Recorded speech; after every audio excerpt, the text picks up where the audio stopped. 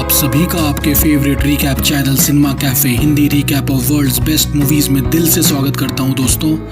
आज हम सुनने वाले हैं 2022 में रिलीज हुई suspense thriller Hindi film Freddy की कहानी।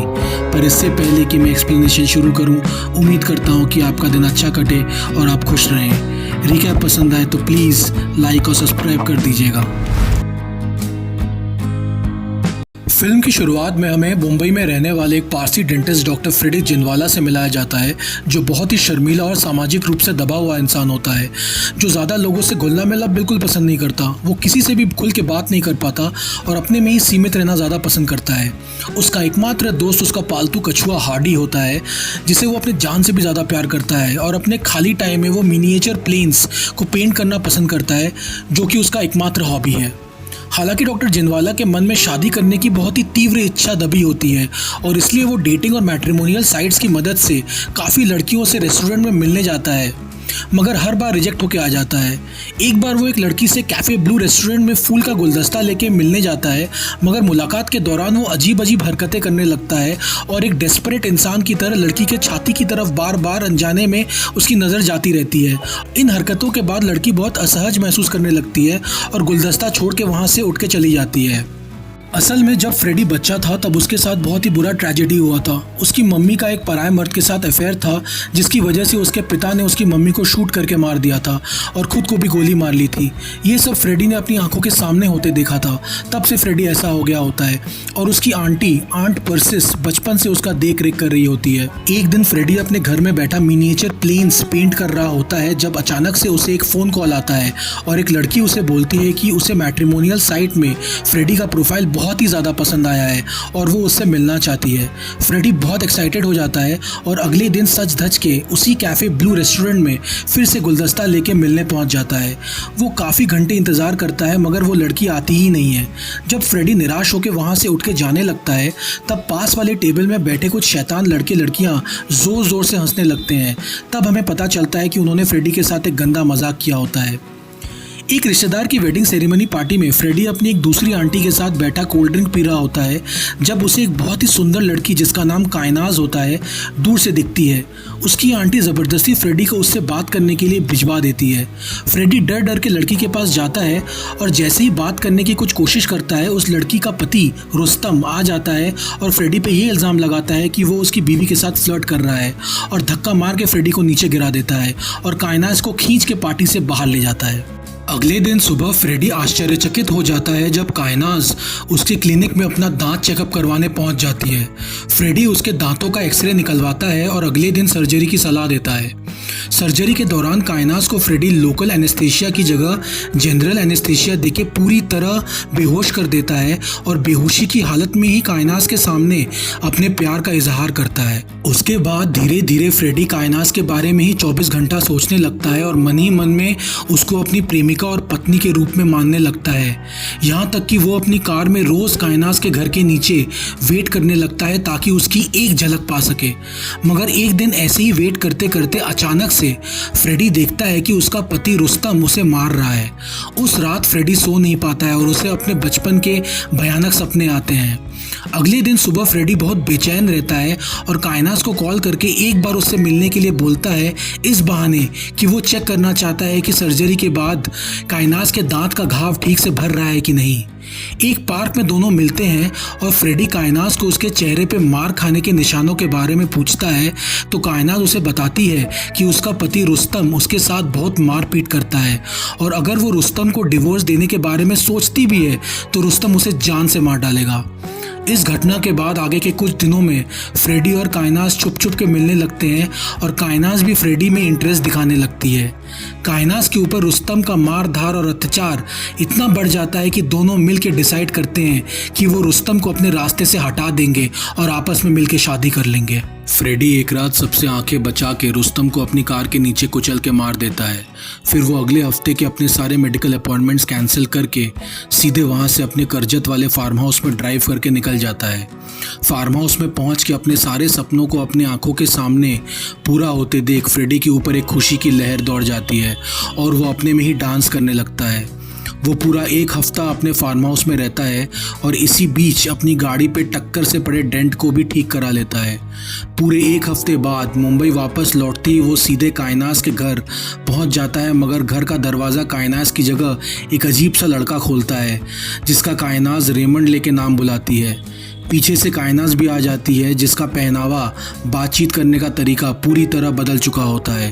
कायनाज फ्रेडी को बोलती है कि उसने उसे कभी भी प्यार नहीं किया है और बस उसका इस्तेमाल किया है अपने पति को रास्ते से हटाने के लिए, ताकि वो अपने बॉयफ्रेंड रेमंड के साथ रह सके, क्योंकि उसे पता था कि फ्रेडी शादी के लिए इतना ज़्यादा डेस्परेट हो चुका है कि वो कुछ भी कर सकता है और इसी चीज़ का फ़ायदा उन्होंने उठाया।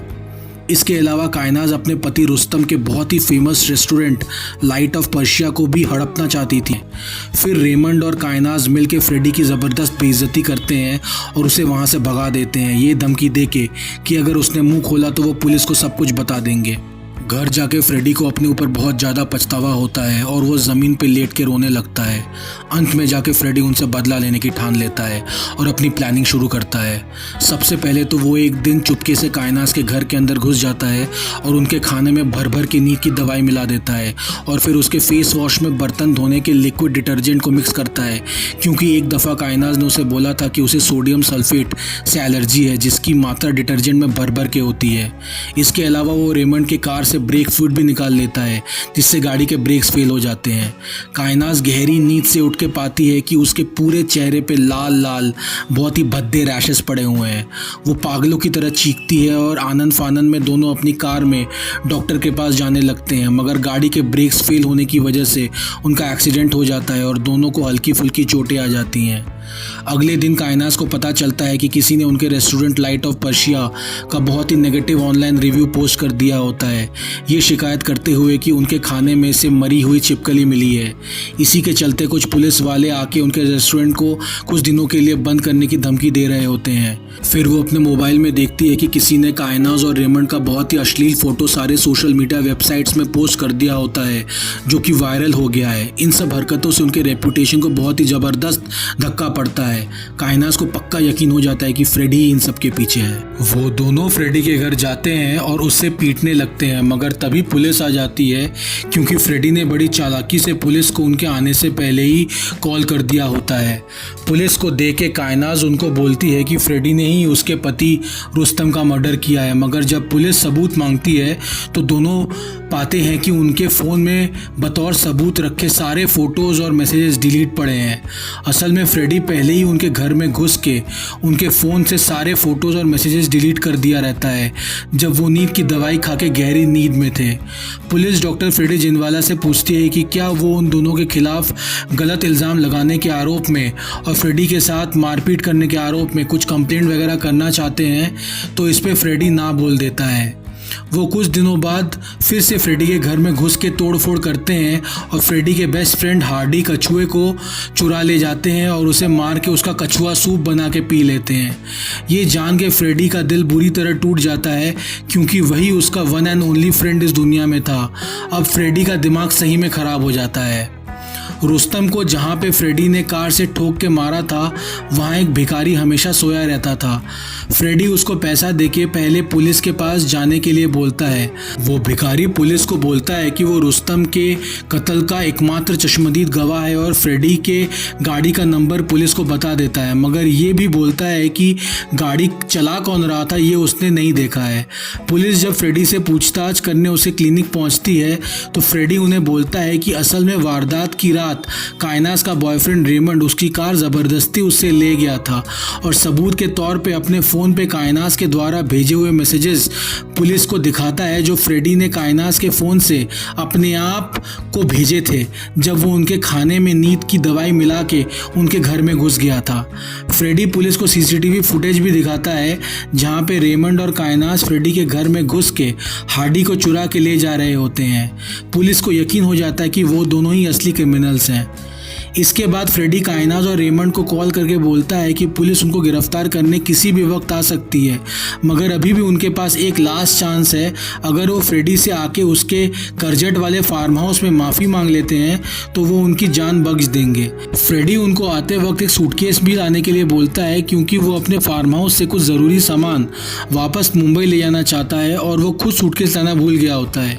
काइनाज और रेमंड मान जाते हैं, मगर उनके दिमाग में कुछ और ही प्लान चल रहा होता है। इसी बीच फ्रेडी उन दोनों के सूटकेस के साथ घर छोड़ने का सीसीटीवी फुटेज पुलिस को भेज देता है, जिससे पुलिस समझ जाती है कि गिरफ्तार होने के डर से दोनों शहर छोड़ के भाग गए हैं। इधर करजट फार्म हाउस में काइनाज फ्रेडी पे गन पॉइंट कर देती है, मगर फ्रेडी पहले से ही बंदूक की गोलियों को निकाल दिया होता है। इसके बाद फ्रेडी दोनों को टेजर से शॉक देके बेहोश कर देता है। जब दोनों की आंखें खुलती हैं, वो अपने आप को भयंकर तरीके से एक अनजान क्लिनिक में बंधा हुआ पाते हैं और उनके मुंह पे एक अजीब तरीके का यंत्र लगा होता है, जिससे उनकी बत्तीसियां साफ साफ दिखती हैं। अब फिल्म का सबसे भयानक क्लाइमैक्स सीन आता है दोस्तों, जब फ्रेडी उनको बोलता है कि अगर बस वो उससे एक माफ़ी मांग लेते तो फ्रेडी उन्हें तुरंत माफ़ करके सब भुला दिया होता, मगर उन्होंने फ्रेडी के पालतू कछुए हार्डी को मार के सबसे बड़ी गलती कर दी। फिर वो एक एक करके दोनों के सारे दांत बाहर खींच लेता है, वो भी बिना एनेस्थीसिया के, जिससे दोनों की दर्द से ही भयानक मौत हो जाती है। फ्रेडी फिर दोनों के डेड बॉडीज को अपने फार्म हाउस के पीछे गाड़ देता है और दोनों के कब्रों के बीच लेट के कुछ अजीब से सोच में लीन हो जाता है, और इसी के साथ दोस्तों फिल्म का दी एंड हो जाता है। उम्मीद करता हूँ कि आपको रिव्यू और एक्सप्लेनेशन अच्छी लगी होगी। अगर पसंद आई तो प्लीज़ लाइक और सब्सक्राइब कर दीजिएगा।